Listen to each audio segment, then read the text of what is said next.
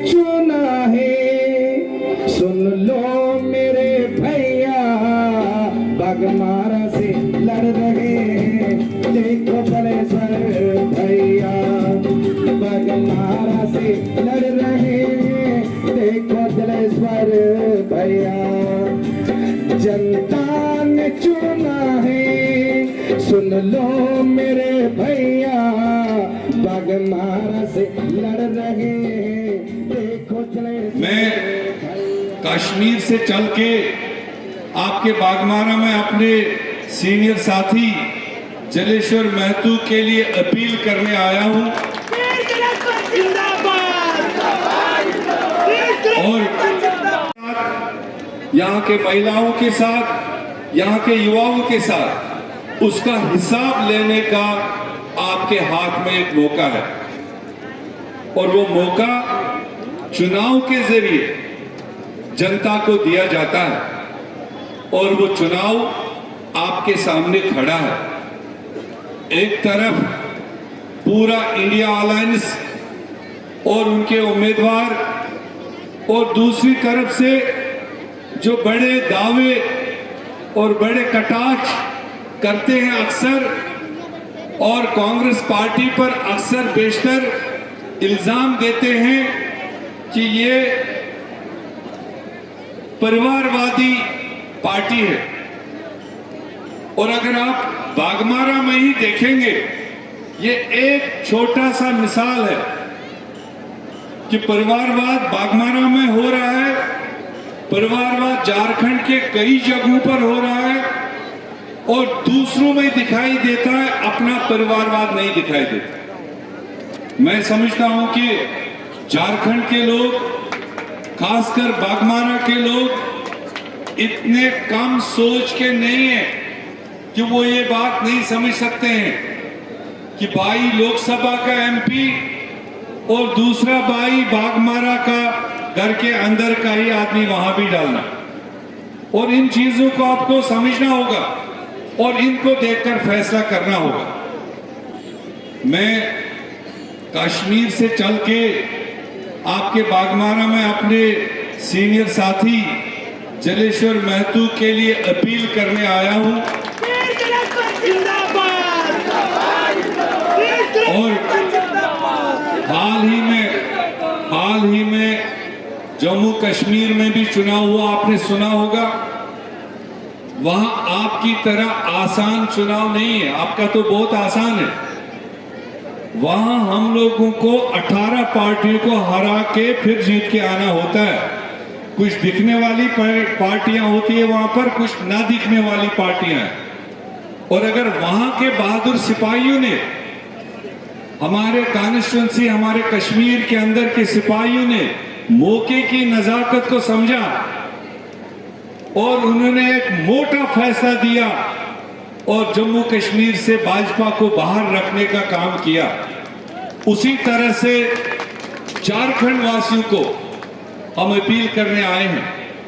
आपकी 5 साल की सरकार, आपकी चुनी हुई, कितने आक्रामक हमले उस पर किए गए, जहां एक तरफ कोविड ने 2 साल सबके हाथ बंद किए और उस कोविड में भी अगर किसी सरकार ने, देश की किसी रियासती सरकार ने अगर काम किया, अगर किसी सरकार ने अपने गरीबों मजदूरों का हाथ बटाया, वो उस कोविड में भी झारखंड की गठबंधन सरकार ने वो काम अंजाम दिया। और उसके बाद जो आपका हक, जो झारखंड वासियों का हक, जो आप तिनका जमा करते हैं सरकारी खजाने में, और वो तिनका आपके जेब से, गरीबों के जेब से लेकर के वो भारत सरकार के खजाने में 1,36,000 करोड़ 1,36,000 करोड़ झारखंड के गरीबों का हक नरेंद्र मोदी की सरकार के खजाने में पड़ा हुआ है। और आपकी झारखंड सरकार, कांग्रेस, जेएमएम और बाकी साथी पिछले 2 साल से नरेंद्र मोदी सरकार को यह अपील कर रहे हैं कि 1,76,000 रुपए हमारी झारखंड को वापस दो, ताकि हम अपने गरीबों के लिए मकान बना सकें, सड़क बना सकें, तालीम की बेहतर सहूलियत बना सकें, रोजगार दे सकें। और आज वो किस हैसियत से झारखंड में वोट मांगने आ रहे हैं? जो हमारा ही हक, झारखंड के गरीबों का हक उनके पास बंधा हुआ है। मैंने इससे पहले भी एक जगह अपील की, जो समझदार कारकुन यहाँ पर है, जो समाज है, आपको जगह जगह भारतीय जनता पार्टी के रास्ते बंद करने चाहिए, जगह जगह दीवार पर लिखना चाहिए कि भाजपा और नरेंद्र मोदी की सरकार पहले हमें 1,36,000 करोड़ हमें वापस करो, उसके बाद आप यहाँ वोट मांगने का हक रखते हो। आपने गरीबों का गला घोटा, आपने बेरोजगारों का गला घोटा, आपने यहाँ के तामीर तरक्की में रोका। आपने 5 साल से PMAY स्कीम के तहत, जिसके तहत आपको घर बनाने का, जो गरीब लोग हैं, 3 कमरे बनाने का मरकजी सरकार की सहायता है, जो हमने शुरू की थी इंदिरा आवास नाम से। इंदिरा जी ने शुरू किया था कि देश में जो गरीब लोग हैं, जो मकान नहीं बना पाते हैं, छप्पर में रहते हैं, ऐसे लोगों को सहायता करके वो 2 कमरे अपने बच्चों के लिए बना सके। और उस स्कीम के तहत जो झारखंड को पैसा बनता था, नहीं दिया नरेंद्र मोदी ने 4 साल से। और कल भाषण देने यहाँ पर आएगा और फिर किसी बहन को खड़ा करेगा कि बहन जी तुम्हारा मैं मकान बनाने वाला हूँ। लोकसभा में यही किया, लोकसभा में पूरे दुनिया ने देखा एक बहन जी को तैयार करके। उसको पूछो कि हम गरीबों के जो यहाँ घर बनाने की स्कीम है, ये हेमंत सोरेन सरकार ने, ये हमारी गठबंधन सरकार ने अपने खजाने से पैसे निकाल करके अपने गरीबों को दिया 2-2 लाख रुपए, ताकि वो घर बनाने के काबिल हो सके। रियासती सरकार ने दिए। ये हमारे कारकुनों को भी, लीडरों को भी ये बताना चाहिए लोगों को। और इसी तरह से इसी सरकार ने हमारे किसान लोगों को 2-2 बार ऋण माफ करने का प्रोग्राम बनाया और फायदा पहुंचाने की कोशिश की। पहले 50,000 तक किसानों को माफ करने का प्रोग्राम हाथ में लिया, और बाद में अभी 5 महीने पहले 2 लाख तक जो किसानों ने लोन लिया है एग्रीकल्चर रिलेटेड, और वो 2 लाख रुपए तक का लोन हमारी इस गठबंधन सरकार ने गरीबों को माफ करने का सिलसिला हाथ में लिया है, जिसमें लाखों किसानों को फायदा हुआ। डायरेक्ट कैश उनको मतलब बैंक से चला गया। इसी तरह से पेंशन की स्कीम, पूरे देश में भी पेंशन स्कीम लागू होती है, 60 साल के बाद होती है। चाहे वो रिटायर हो, चाहे वो ओल्ड एज वाला हो, चाहे बहन हो, चाहे बुजुर्ग हो, 60 साल के बाद।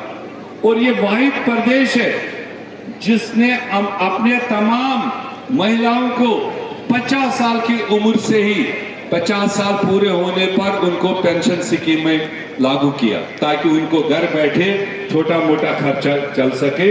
ये वाहिद झारखंड प्रदेश की सरकार, और ये वाहिद सरकार है जिसने एक स्कीम निकाली, एक 21 साल उम्र के बाद जो महिलाएं हैं उनको पहले 1,000 रुपए महीना उनके अकाउंट में डालने का काम शुरू किया है, क्योंकि नरेंद्र मोदी की महंगाई को काउंटर करने का और कोई तरीका नहीं था।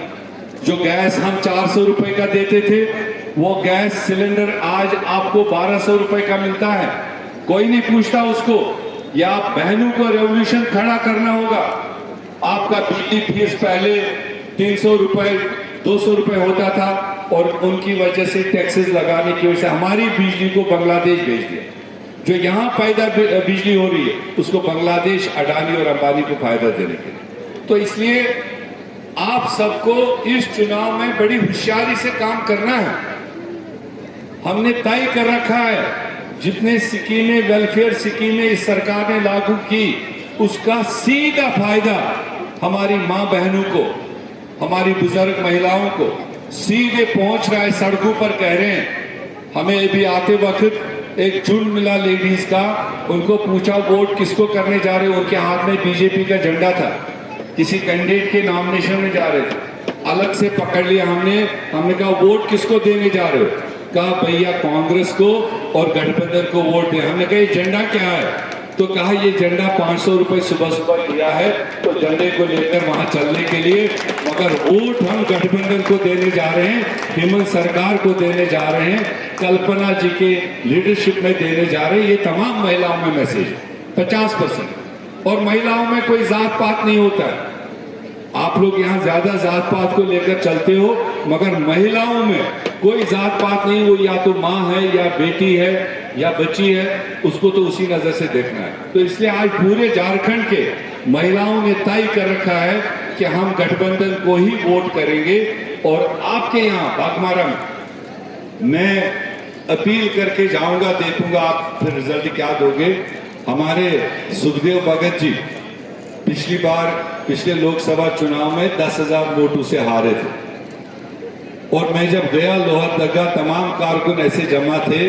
मैंने कहा मैं आपसे ज्यादा अपील नहीं करूंगा, ज्यादा नहीं मांगूंगा। पिछली बार ये 10,000 वोटों से हारे हैं, उसको 1-0 बढ़ा के लीड के साथ सुखदेव भगत को जिता के भेजे, खाली 1-0। तो उन्होंने करके दिखाया लोहरदगा लोगों ने।